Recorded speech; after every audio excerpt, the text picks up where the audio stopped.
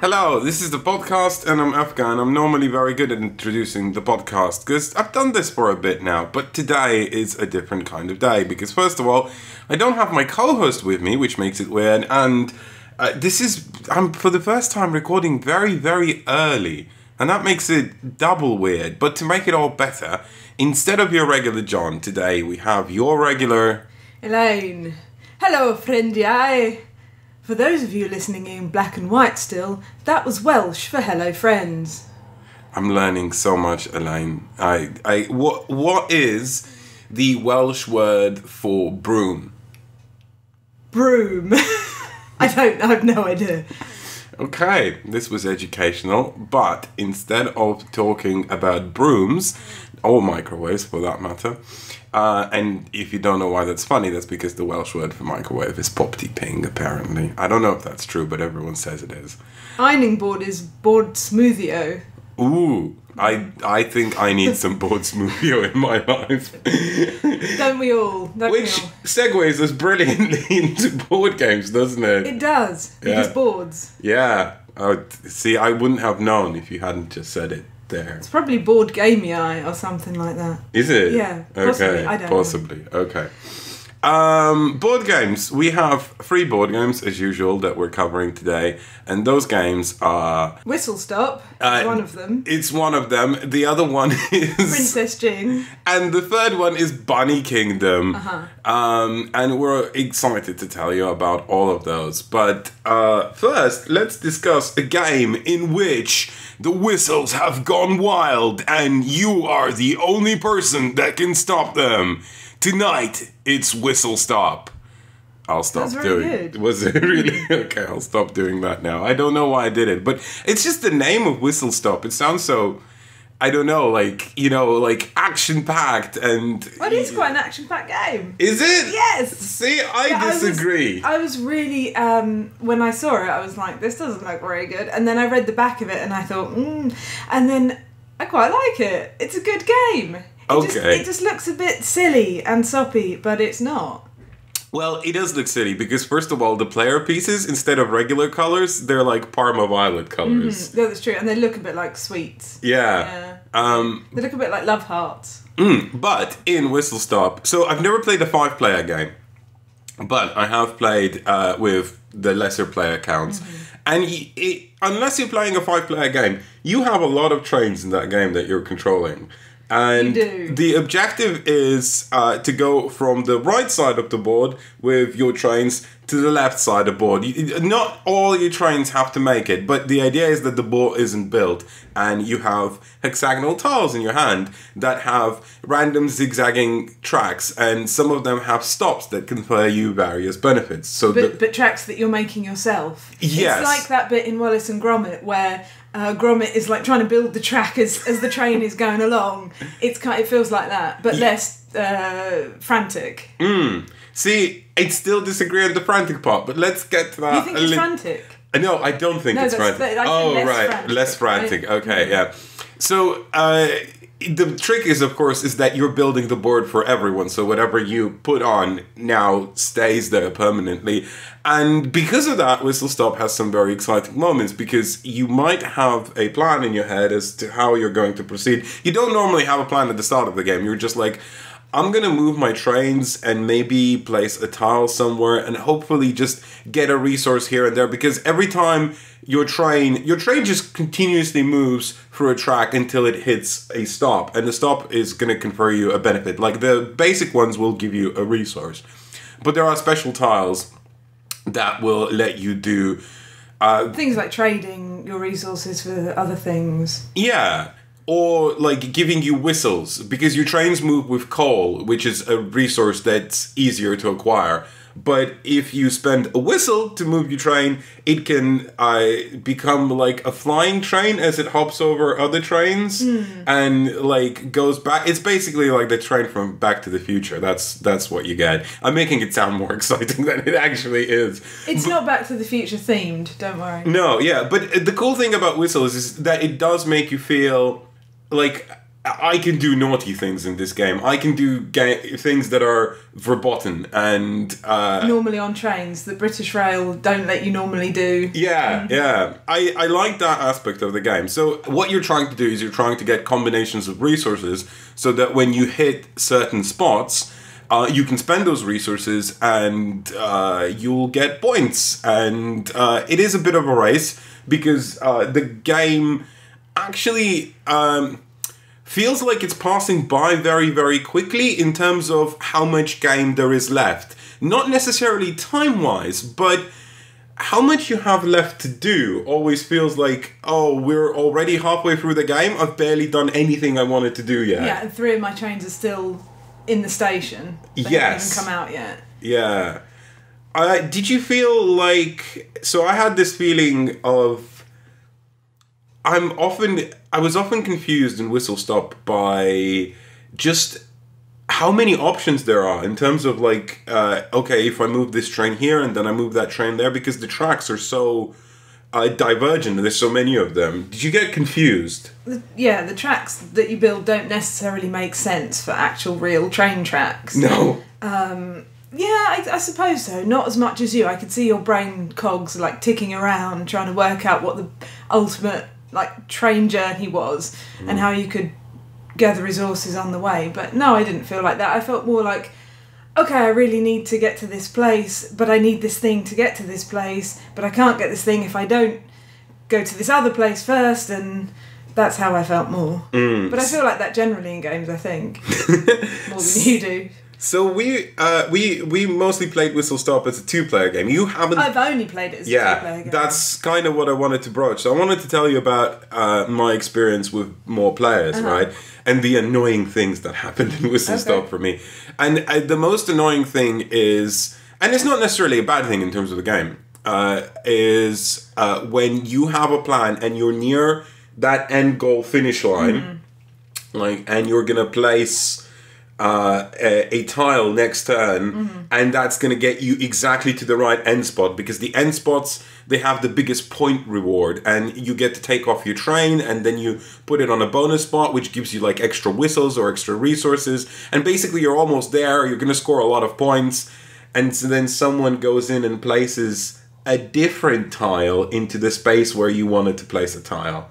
And everything you planned just kind of falls apart. We had that in the 2-player game as well, because I had a place that I wanted to get to, an end tile that I really wanted to get to, and I had the resources to get to spend on it, but there was no way that I could get there from the tracks that were moving around, because you'd placed a tile to get to a different end tile so that you could get there, and there was no way of me kind of getting to the point I wanted to get to. I think it happened less because it was a lot more prominent in a 4-player game, because there were just more... There was more tension on the board. Right, it filled up a lot more, basically, because a lot more people were putting things down. And the cycling tile mechanism. So basically, every time you start a turn, you have 3 tiles in your hand that you can... You could place all of them, for example. You could place neither of them. It's fine. You can just move trains along existing tracks. But... often having good tiles in your hand is great, because it just gives you more of a selection and more ways you can push your trains into different directions. But the other thing that's kind of a little bit frustrating in the game for me is the whole way you get new tiles, because it's ticket to ride style. You either draw from a random lot or there's free face up at all times. And the free face-up tiles barely moved in 2-player games. And the only reason they would move is because, like, the stations, the special stops, if you have them at the end of the game, you lose 10 points. So you want to basically play them down. And sometimes you don't want to play them down because you have to spend resources on them, and you might not want to spend those resources, and so you don't want to draw from random lots. You want to draw what's available. But that's only like relevant at the very end of the game. Yeah, it might have been better if the tiles had changed every round, maybe. Yeah. So they were refreshed rather than having the same open tiles. throughout the whole game, basically. Yeah, which were tiles that neither of us wanted because none of them did anything interesting that or we wanted them to do. Yeah, so I wish they cycled more. But I enjoyed Whistlestop. Don't get me wrong. But I felt it's a game that's like it just feels like it wants to move at a faster pace than it actually does. And oftentimes because you are paralyzed by just so many decisions, so many options, so many ways you can take your trains. And I guess in our games, I was the only one who was paralyzed, but when I played it with other people, I saw so many people just struggling, deciding what they actually wanted to do. I appreciated that there was a catch-up mechanism in it a little bit, because at one point I was super losing. I was how many points behind? 40 or something like that, yeah. And I'd kind of given up. But then I steamed ahead. I always appreciate a game that has coal in it. I don't think enough games have coal in them. I think you're mistaken. I think there's too many games with coals. It's not exactly the most exciting thing in the world. Do you want a black piece of rock that smudges you? Yes. Okay. And that you can draw naughty things on trees with, yeah. Yeah. Overall, I'd just say Whistlestop I'm really glad I played it because I had a fun time playing it, but I don't think I have a strong desire to play it again. I would play it again. I enjoyed it, yeah. I'd play it over other train-themed games. Yeah, but you're not a big, like, train-themed person. No. Yeah. Not many are, though. But yeah, I guess for me, the biggest gripe with Whistlestop is it's clearly very cleverly designed. It's just sometimes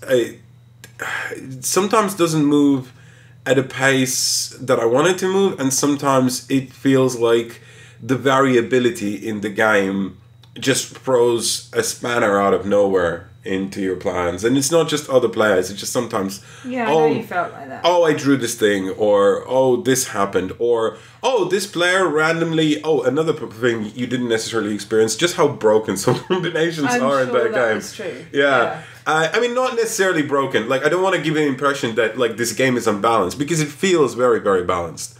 But yeah, you just watch certain people you're doing what now? And the most annoying thing is that you enabled that thing by placing the tile, and then you moved on from that tile, and then someone went, wait a minute, with this tech, because this tech you can upgrade your train abilities basically.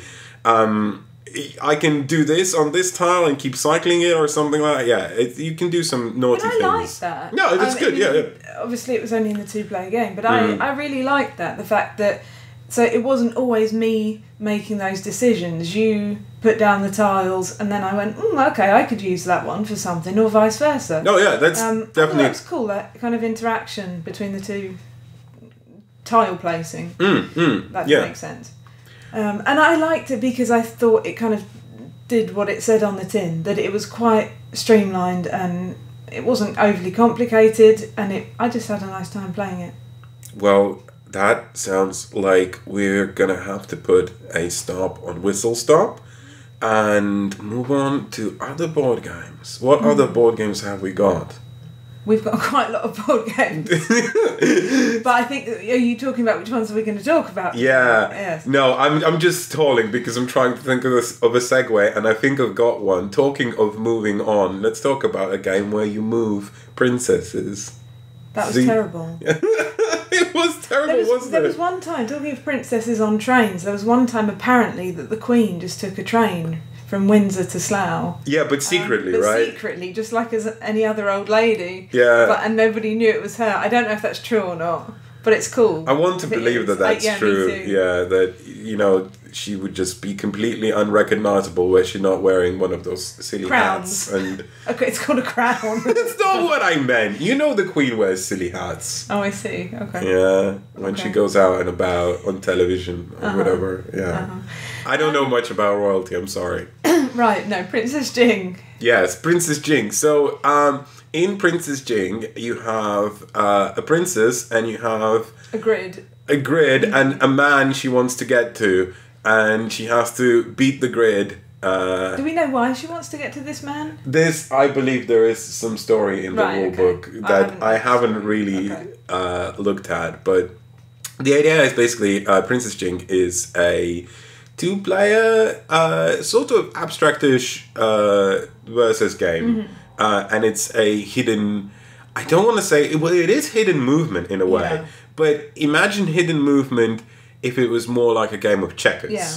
I would say, where each of the 25 spaces on the board, something I believe there's 25, yeah. So it's 5x5 kind of grid, and each of them has this cardboard tower thing. And in those towers, you have, most of them are empty, but some of them hide pieces that are yours. Yeah, so 3 each. Yeah. So you have 3 and I have 3. One of them is the princess in each of those. One of them is a, rogue, who's like masquerading as a princess. Yes. And one of them is a guy holding like a lollipop type mirror. Oh, and that's the coolest bit, because the mirror is an actual... Because it's an actual mirror. I know, right? And it is purposeful in the game. It's hard to describe in a podcast, but imagine that the towers are basically identical from both sides, and they have like spaces where you can put the pieces in, where the other person won't see what the piece is from your side. But were they to move a tower with one of their mirror people in front of your piece, they would see backwards. The mirror would reflect what's on the other side of the tower, and you could see what the piece actually was. So you basically have no way to tell what is in another player's towers until you move that mirror tower of yours over their towers, and then you'll be like, aha, that's not an empty tower, that's a thing. But the cool thing about the princess and her rogue assistant is that the only thing that differs them artistically is that their heads are different. So the princess just has hair, and like most people, and the assistant lady, she has like a hood. Yeah. To show how mysterious she is. Yeah, but because you can't really see very well through that mirror, you kind of have to crouch down to actually see that piece's head. If you so, like, let's say you move a tower and you're like, aha, there's a person, but I can't see what that person is. But if I want to see, I have to lean down and look. But also show the other player that you're not really looking at that. Yeah, because you don't want to give it away. Because if you obviously just go, I'm going to lean now, then the other player will know exactly where your mirror man is.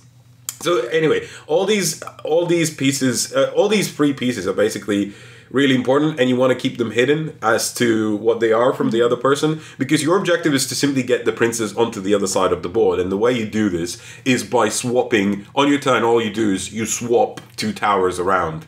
Yeah, but they have to be orthogonally or diagonally adjacent. Correct, yes. So you can't just randomly swap one from the other end of the board. They have to be next to each other. And that's largely what you do in the game. But at times, when you think you know where the opponent's princess is, you can make a call and say, I think that's your princess, and if you're correct, they have to move their princess back, and you get an extra turn. But if you're not correct, then they get an extra turn, which is obviously bad for you in a game where movement matters, but not bad enough that if you get a wrong guess, you are completely out of the game, unless it's like the very end confrontation, you know? So you can, I found the cool thing about Princess Jing is that you can always get yourself back no matter how hard you feel you are behind, because as long as you're watching what your opponent is doing, right, you can pick it up, you can pick it back up. Now I've been mostly talking because Elaine has something to say about this game which blew me out, but we're not quite there yet, so I'm gonna so one of the things that I like most about Princess Jing, right, was that feeling of like, which piece should I move? So you know what your objective is, right? Like, you need to move the princess, right? But if you just keep moving one tower, then your opponent will know that's the princess. The princess. Unless you've been bluffing it all along and you're moving an empty tower deliberately for your opponent to go, that's the... But yeah, so there's a lot of clever things you can do in Princess Jing. Just playing with your opponent's expectations of what you're going to do. Yeah. And at the same time, playing a little bluffing game. And there's that physical element of, I have to lean down a little bit, but not too much to give it away.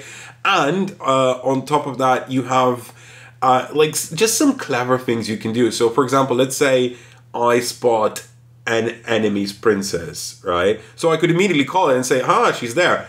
But then I'm kind of telegraphing that was the tower that had my mirror man. Instead, I'll just wait and keep track of that tower as it moves along. And only when it's close to its finishing objective will I go, that's the princess. And then you kind of bought yourself time and you don't know when you gave away to your opponent, the information that you've given away. And it's bluffing. Yeah, it is bluffing, yeah. It's push your luck, right? A little bit. A little bit. I think you're right. There is a lot of cool things that you can do in that game. But you couldn't do them.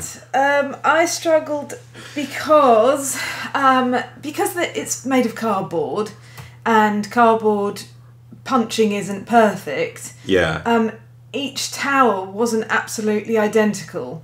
They have lovely, lovely artwork on, but the way that they're cut out, the artwork looks slightly different on each of them. Mm-hmm. And the way they're cut is slightly different. And I got super, super hung up on cheating basically and not being in the spirit of the game at all, because I was like, okay, I think I know which one Princess Jing is. I'm going to track that one now, and so I'll know where she goes and then I'll call her out.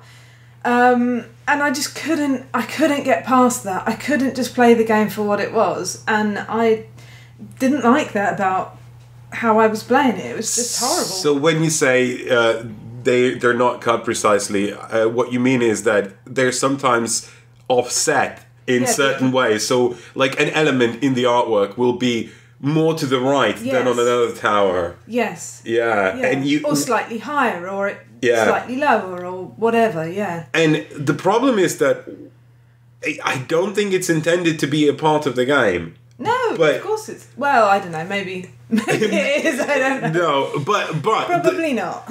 Once you notice these things, you can't stop. Yeah, you can't tell yourself, just don't see this, you know? The worst part was, because that was how my brain was working, when at one point I did lose where Princess Jing was, because the little bit of cardboard fluff that was attached to the tower that I thought she was in got knocked off. I had absolutely no idea where she was, because I hadn't actually been, like Efka was saying, following what your opponent is doing and kind of looking at their tails. And because you didn't have to. Because I hadn't had to.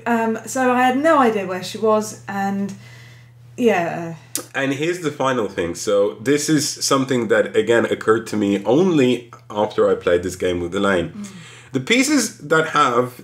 the towers that have your pieces versus the towers that don't have your pieces, especially the one with the mirror, feel weightier than the other towers. So as soon as you, even though you don't see what's on the other side, as soon as you pick up a tower, you know it has a mirror on the other side because it just feels heftier. And I hadn't quite clocked that, but actually, we did some tests after the game. We closed our eyes and stuff like that, and we're given random towers. And every single time, I could tell the piece that had the man with the mirror. And very often, I could tell the piece that had Princess Jing as well. Which doesn't matter that much, because how often are you necessarily going to pick up your opponent's piece with the mirror in? You could. But, yeah. Yeah. Again, I don't think that was an intended consequence of the game, but that's... And the sad part is that I enjoyed Princess Jing so much as a 2-player game. I don't see how they would work around that, right? I thought about maybe if they made all the towers out of plastic, right? And then... but you would still have imperfections in the molding. You would still have bubbles and stuff like that, right? Yeah, and it really kind of upset me because I wanted to play the game for what it was, and I wanted to have this interesting interaction with you and have this cool like hidden movement thing going on, and my brain just wouldn't do it. I just couldn't get over like staring at all the individual cardboard towers and working out, okay, this one might be this and this one might be this. Like, do you realize we could be ruining for anyone? Like, people might have not even noticed that, you know. Now you will. And now you will, basically. Or maybe but some of them are quite obvious as well. There was one that where a tower where there was a bit of cardboard that was colored darker than the rest of it, so like an obvious imperfection. And actually, when we got our review copy of Princess Jing, one of the towers, when we punched it out of the cardboard, it wouldn't punch properly, and the cardboard lining on top of the tower tore. Like the picture part. Yeah, the picture part, and you could obviously tell that was that tower rather than any other tower. And when we played it for the first time, we're like, this is annoying because we can all track that one single tower and we all know that it's always empty. And we then got a replacement, but still after that, I just kind of ignored it, but Elaine noticed so many more imperfections, and once you start looking, you can't not look. No, and it's a horrible thing to do because I think the game is good. Yeah. I like the game. I think we don't often play 2-player games. No, but it had beautiful moments. Yeah. For me, and not for you, sadly. Yeah. And I can imagine it's really, really rewarding if you do get your princess to the other end, legitimately. Yeah. Or you spy, or you think you spy Princess Jing, or you get your mirror man in exactly the right place so that you can see Princess Jing, and you call her out, and your opponent goes, "How did you know she was there?" Because they have no idea that your mirror was looking right at her or something. It sounds really cool, and I imagine it is. Now that we've pointed out a fatal flaw in the game, shall I talk about the expert mode? Yeah, okay. There's an expert mode, basically. So in the expert mode, there's not one man you're trying to get to. There's 3 men, but you don't know which of the 3 men is the right man for you. And to find that out, you have... It's like life. It's like life. You have these, like, spirit animals on the other side of the player's towers. Oh, that's why there is a picture of an owl in the box. Yeah, and you have, instead of having one mirror man, you have 2 mirror men to help you more with the finding the spirit animals. So once you found out what 2 animals your opponent has chosen, you have like a chart that says, oh, if it's these 2 animals, then this is the man you need to go to. And then you know what your target objective is, basically. And how did you find that compared with the base game? Very convoluted. Yeah, I found that there were so many more variables in the game. And I'm not saying that's a bad thing necessarily. It's just that it kind of blew my mind a little bit. Like, in terms of trying to memorize because there's so many more of your opponent's pieces. And they remain hidden at all times, right? And you're like, oh, so this tower moved, so this is now here. And that's now there. And so you're trying to kind of just cope with that. And obviously you can't. And so it's harder. And because you have 2 men with mirrors, the men with mirrors are... Even if your opponent knows where your man with the mirror is, you can use it as a kind of a blocking piece. Right. Because you go like, okay, it's going to stand here. And as long as you move any of these towers, I'm going to find out what's behind them. Right? And so there's a lot of mind games you can play. And... it was just a bit too much, but I don't think it's a bad thing, and I think there's a reason for this expert mode to exist, and that's because I imagine at some point the basic game, you kind of grok it, basically, and becomes too simple, so you want to move on to something a little bit more complicated. Especially if you play with the same person all the time. Yeah. You're going to develop your own thing with them. So, but you don't like chess, right? So you struggle to... keep track of lots of different pieces that you were saying to me that last night. So I can imagine that a reason why you don't necessarily want to keep track of all these different things going on. More because it's a memory game as well, right? So at least in chess, there's nowhere near the same number of pieces as in chess, but no. But you're like, oh, what was that piece? The information is open in chess. Yeah, you can see where things are all the time. Imagine if let's not imagine that. It's just a memory game, and I am 34, and as a 34 person, as a 34 person, I do not. Memory is not. I forgot what the right words were. Very good. Yeah. Very good. Have you forgotten the next game that we're going to be talking about? No, but talking of poor memory, bunnies I hear have. That was a segue. Was it? Yeah. I did a better segue. Oh, you did. But bunnies don't have poor memories. I think you're thinking of goldfish. I just made up a fact about animals and I thought it would stick, but you called me up on it. Just like that time when I made a video on my excited about games from Essen list and then said, oh, Nussfjord is a game from Uwe Rosenberg about Vikings again. And it so isn't. It is not a game about Vikings. If you saw that and thought, oh, Vikings, cool. No, there are no Vikings in that game. I don't know where I read that there are Vikings, but that information is completely made up. It's just not true. Wow. Yeah. Wow. Anyway, after that professional infomercial, let's move on to a kingdom made out of entirely anthropomorphic animals. Yes. How do you feel about that, Elaine?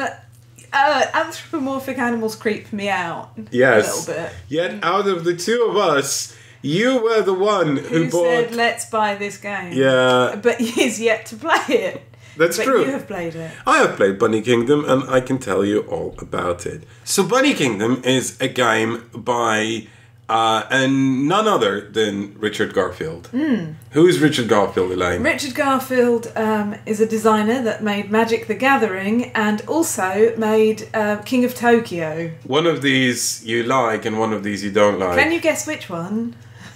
Probably both of them. I don't think you like Magic the Gathering that much either. I like Magic the Gathering. Yeah. I'm not very good at competitive card games. I'm not very good with competitive card games. You're clearly not very good at saying that word.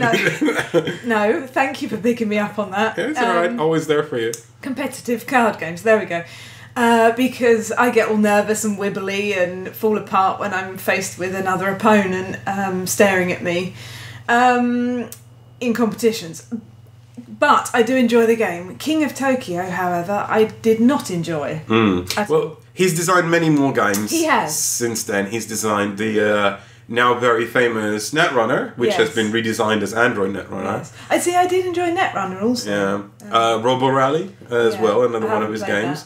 And Treasure Hunter was last year or the year before? Which was another drafting game. So Bunny Kingdom was Treasure Hunter part of the deck builder series? No, it wasn't. So if you're not familiar, the deck builder series, if you take any Deck Masters. Sorry. If you take any Magic the Gathering card and look at the back of it, it still says Deckmaster series, even though Deckmaster is not a thing. So the idea was that there were going to be free games, and there were free games in the Deckmaster series, and there was going to be kind of the overarching name for the entire thing, and that was Magic the Gathering, Netrunner, and a game that was at the time called Jihad. They have since renamed that game, but it was based in the Vampire the Masquerade universe.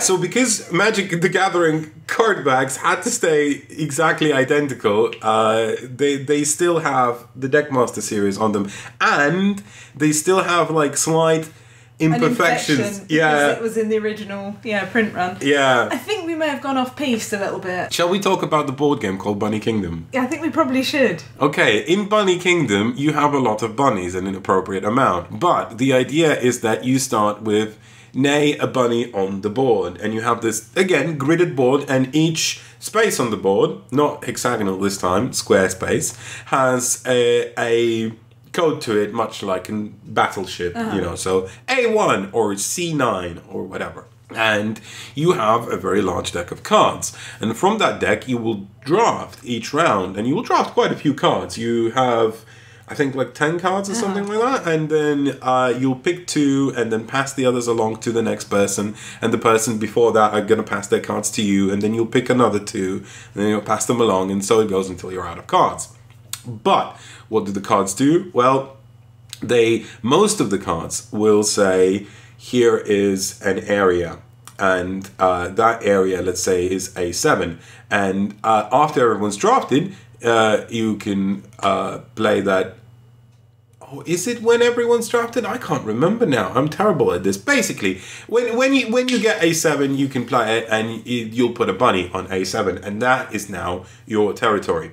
And the thing about territories is that you want to multiply things. You want to have bunnies on territories that have cities or like basically structures, or you want to have bunnies on territories that have resources, that make carrots, or they make wood or whatever, or fish. And the more connected squares you have with more different types of resources and cities, the better, because you take the number of different types of resources at the end of each round in a connected area, and then you take the number of cities or the number of levels of cities that you have. So you have a level 3 city and a level 2 city. It's like you have 5 cities basically, and you take those two numbers and multiply them with each other, and that's how many points you're going to get for that territory. I see. Yeah. Did you find the Plague of Bunnies difficult to manage? Not necessarily. Sometimes it can become puzzling. But okay, I'll explain why yes and no. Okay. Right? So visually, I always knew what was going on because I could see where every bunny was on the board. And if you haven't seen Bunny Kingdom, then you should really just Google image search Bunny Kingdom board game, because you'll see just how many bunnies there are. But they grow gradually. You start with no bunnies, and then you'll place the first bunny, and then you'll place the second bunny. You kind of know where everything is. But the trouble comes in the drafting part, because when you draft cards, they just have like E9, and E9 might not mean to you anything immediately, but then you have to like look at the card, then look at the board and go, that's E9. That space is actually important to me, because if I put a bunny there, then I would have like X number times more points or whatever, right? And sometimes instead of drafting territory cards, you'll have special cards. So cards that build you cities, and you can build cities anywhere. Cards that turn, for example, empty spaces into a farm space. So like it was producing nothing, now it's suddenly producing carrots. Okay. Right? Okay. So they're like humanized rabbits. They are very much humanized. Okay. Is that worrying you a little bit? No. Well, no. The theme is you're like a bunny vassal, and you have to, show the Bunny King that you have like the best carrots or something like that. And the victory points are called golden carrots because they're just much better than regular carrots. Because rabbits, yes. I can see how much this bothers you. The thing about drafting in that game is that it's very hard to compute what it is you're actually... Like, what's good, because you're continuously overwhelmed with options. You have to evaluate each card individually, and I guess that's true for any drafting game. But do you feel overwhelmed because there's so many places you're controlling on the board? There's so many potential places I could be controlling on the board, right? Like, the thing about other drafting games is that once you've seen the cards a few times, like, it feels intuitive. So, like, take, like, the most popular drafting game, Magic the Gathering, or some might argue Seven Wonders.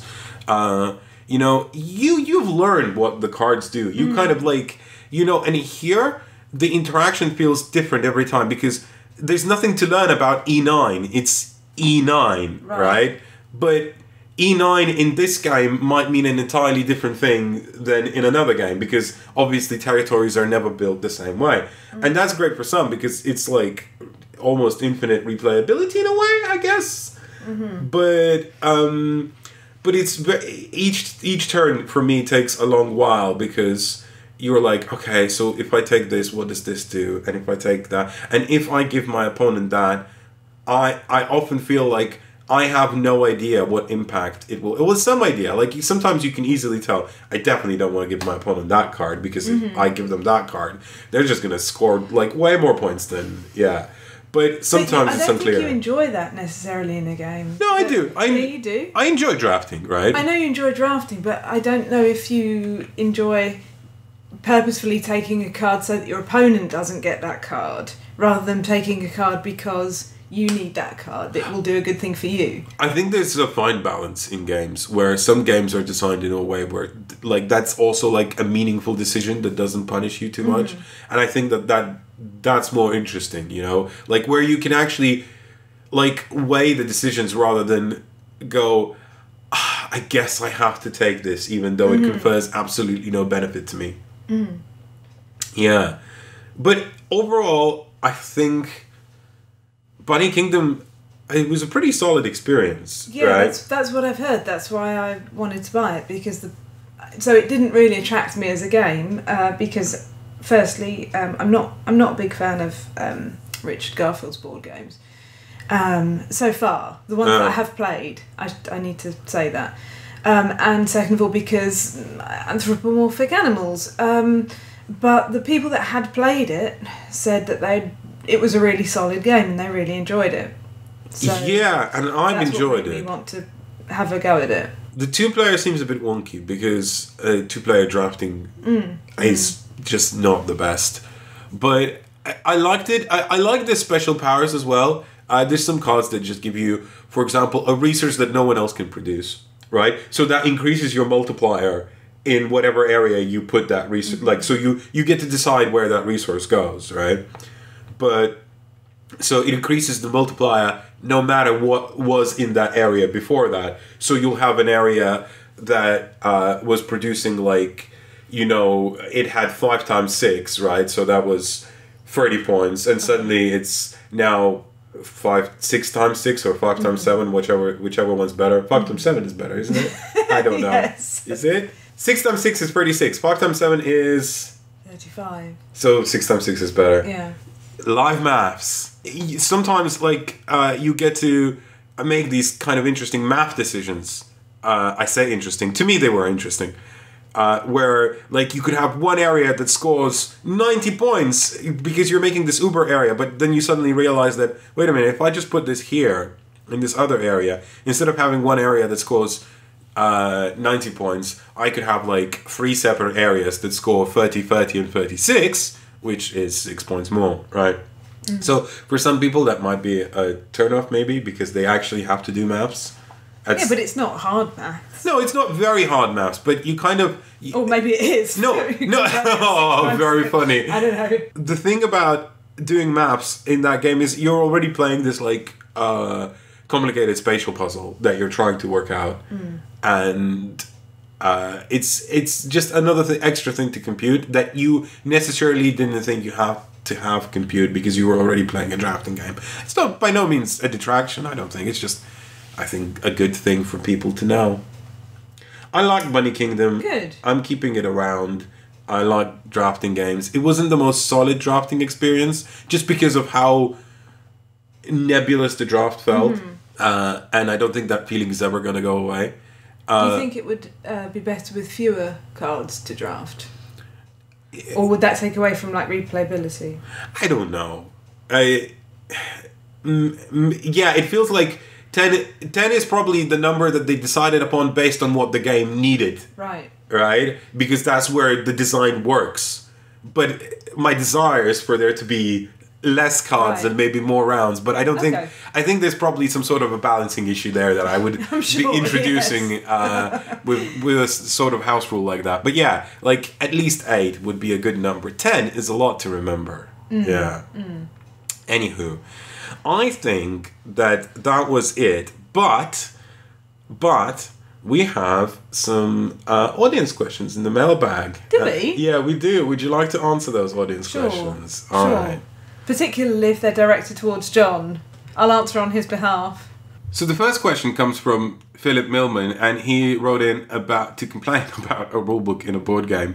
And I'm not going to say which board game it is because I've already said a lot about that board game in previous instances. And if you've been following the board game scene and trying to figure out which board game has a very bad rulebook, I don't think it's I think you know is what I'm saying. But anyway, Philip is asking, what are our last favourite rulebooks? Elaine, have you got any favourite rulebooks? No, I'm very much a visual learner, so I'd rather play the game or have someone show me the game than even if I am actually reading a rulebook, I will have to get the game out and look at the pieces. So no, I don't really have a favourite rulebook. You're not much of a rulebook reader. No, I'm not the best person to judge on this. Sorry. I just can't think of a good example of a rulebook I read lately, but that I felt, this is good. This explains the game very well. Even though I should, because that's the one thing that kind of, sometimes stands out for me in a board game. It makes me appreciate the design. But I can say that CG rulebooks are some of my favorite rulebooks, just because they're just written in that whimsical way. But they still explain the game very well, which is a monumentally impossible task as far as I'm concerned. I don't know how they do it, but my God, to write that humor into a rulebook and still make the rulebook work as a proper resource. I think making a working rulebook is definitely a skill, as is explaining a game. Yeah, and then inject humour into it. And then injecting humour into it is a pretty hard thing to do, Yeah. I do still appreciate a well laid out rulebook, though. That I appreciate rulebooks that if they refer to something else, they tell you where that thing is in the rulebook. So, okay, we're talking about this resource, but we haven't actually explained that resource yet. So look at page whatever, where we explain this further. Yeah. So I'm going to go back to all the way 2016, the before time, and give a shout out to New Angeles, because I thought there are many there have been definitely great rulebooks since New Angeles, but the reason I want to give it a shout out was because it was the first time that the whole learn to play and rules reference thing for Fantasy Flight not just worked. I mean, it really worked. I felt like in that game they reached the pinnacle of like, this is how we're doing these rulebooks, and we finally understand how to do them really, really well. Like this is where our decision to split those two things apart has really paid off, because it worked so perfectly, and it taught a complicated game in a simple to understand way.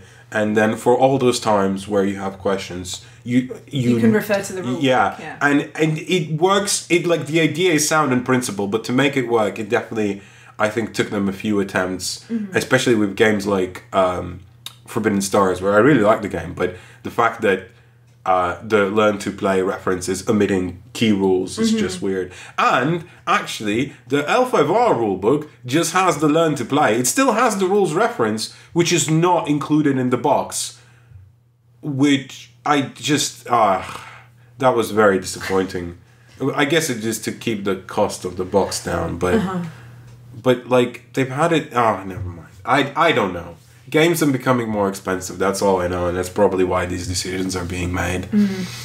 But or maybe they felt like we really want to keep it simple in the core box because there's already a lot to learn in Legend of the Five Rings LCG. But yeah, basically, the New Angeles learn to play rules reference rulebook, really well done, and anything CG has ever made. John J. Ryan says that he loves the podcast, guys. This time, it's not just guys, but Ryan. John J. Ryan, not Ryan. He has a first name for a surname. He does. I do like that. I do appreciate that. Hi, John.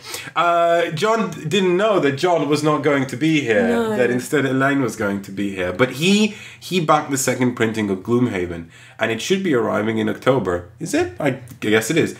He's slightly intimidated in getting started with it, so he's wondering if we have any tips on unpacking and organizing the game, learning it beyond just reading the rulebook, teaching, leading a good first play with his gaming group, and ensuring a quick reset for a hopeful next play. Thanks, Jon. Well, Jon, it just so happens that we do have an answer for that. Whilst we can't comment on Gloomhaven, neither you nor me, whether we like the game or not. I know I keep saying that every time Gloomhaven comes up. I'm just like making that clear. But we can tell you a few tips and tricks on how to store, organize, learn to play, learn to teach. So, the first thing you should do, whilst I imagine there have been definitely some improvements on the second edition rulebook in comparison to the first, the rulebook is large.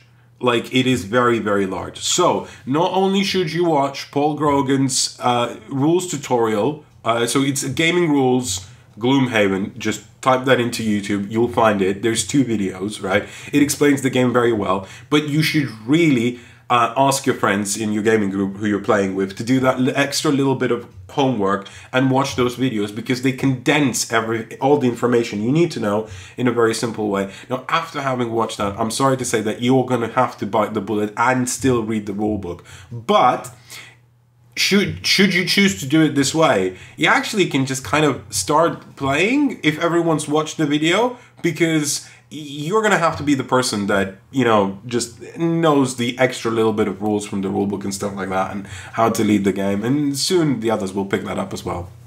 But I think that's probably going to be the easiest way of teaching it. In terms of unpacking and organizing and quick resetting, I don't know if anything is going to be quick about that, because the game has just a stupendous amount of components. But I basically decided to do a thing and invest a little bit more money. What was that thing, Elaine? Buying a wooden insert from Broken Meeple. Broken Token, I think. Broken Token. Sorry, I'm sorry. Yeah, I don't remember their names either. Broken Token, you're right. The point of it being is that there's 2 inserts, and they should definitely help you, organize your game better and pack in and unpack it. And I've done that for my game, and I can say that I feel like it's been very helpful. Would you agree? With that, maybe we should stop and end the podcast. Have you enjoyed being on the podcast? I have. Thank you for having me on your podcast. It's not my podcast, it's mine and Jon's. Your plural. Yes, okay. You couldn't hear the pluralization of my your there, sorry. No, because English is a funny language, and we don't have things like that in Lithuanian. No. In the homeland. In the homeland, yeah. Don't call it the homeland. It makes it sound like, I don't know. Anyway, that was a very professional ending to a very professional podcast. I hope you enjoyed this professional production from No Pun Included. It was the Last Place podcast. It was episode 13? I don't know. Yeah, probably. Probably. And your regular host, Jon, will be back next time. You'll be glad to know. I am not glad. I enjoyed having you on. I mean, I miss Jon, but I also miss Jon. Yeah, we should all 3 of us should do an episode together again. That was fun. Anywho, thank you all for tuning in. Thank you so much. Bye-bye.